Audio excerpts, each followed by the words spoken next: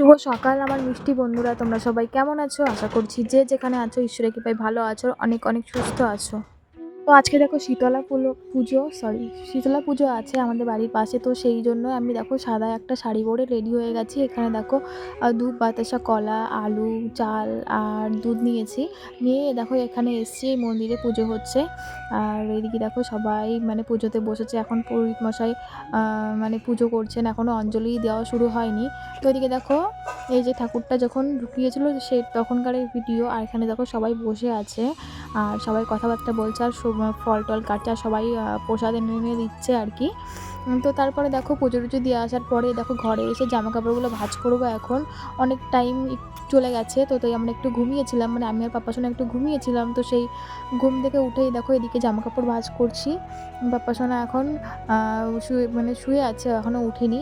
আমি উঠে গেছি একটু তাড়াতাড়ি করে। উঠে দেখো এই কাজগুলো তো করতে হবে আমাকে, ওই জন্য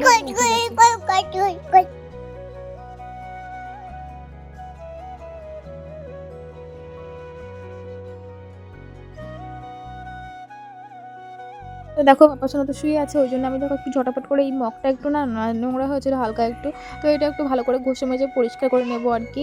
না নিলে তো এটাতে জল খাওয়া যাচ্ছে না। আর তো ওই জন্য একটু পরিষ্কার করে রাখছি আর কি।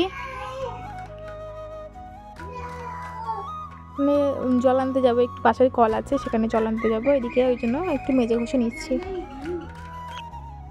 তো এদিকে দেখো জল টল এনে দেখো সন্ধে হয়ে গেছে দেখলাম। তো সবাই সন্ধে দেওয়া হয়ে যাচ্ছে, তো আমি একটু সন্ধেটা দিয়ে নিচ্ছি আর কি।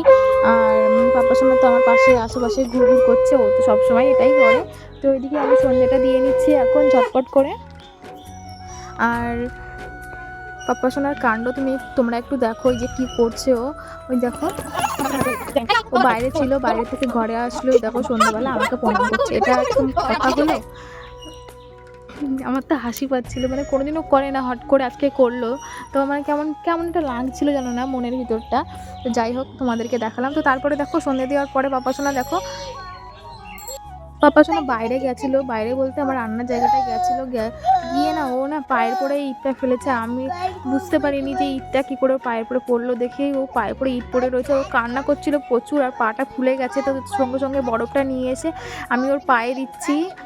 তো হচ্ছে এদিকে দেখো আমার ঠাকুমা শাশুড়ি মিষ্টি এনে ওকে মিষ্টি দিচ্ছে। তো আমি বললাম এখন দিও না, ওর ব্যথা করছে, তো এখনই দিয়ে দিল।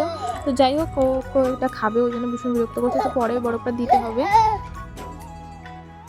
তোমরা একটু লক্ষ্য করে দেখো পাটা কেমন ফুলেছে। আমার না ভীষণ খারাপ লাগছিলো, কেননা আমার কেয়ারলেসের জন্যই আমার ছেলেটার এরকম লাগলো আর কি।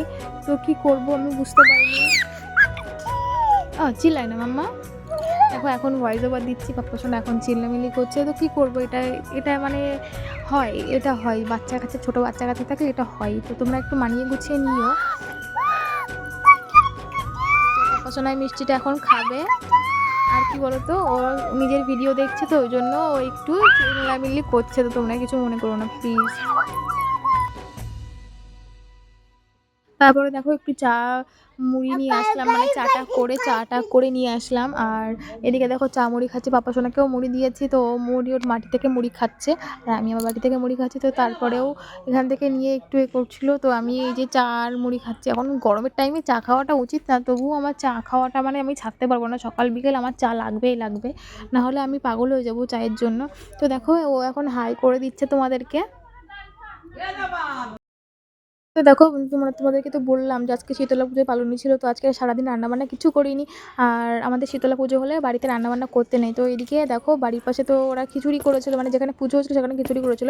তো সেই খিচুড়িটাই নিয়ে আসা হয়েছিল, তো সেটাই খেয়ে নিলাম রাত্রেবেলা। আর কিছু বানালাম না। এটা খেয়েই এখন ঘুমিয়ে পড়বো আর কি। তো এদিকে দেখো পাপা সোনাকে ঘুমটুম পাড়িয়ে দিয়েছি, দিয়ে আমি এখন শুয়ে পড়বো। এবার চলো সবাইকে শুভরাত্রি, টাটা, ভালো থেকো, সুস্থ থেকো।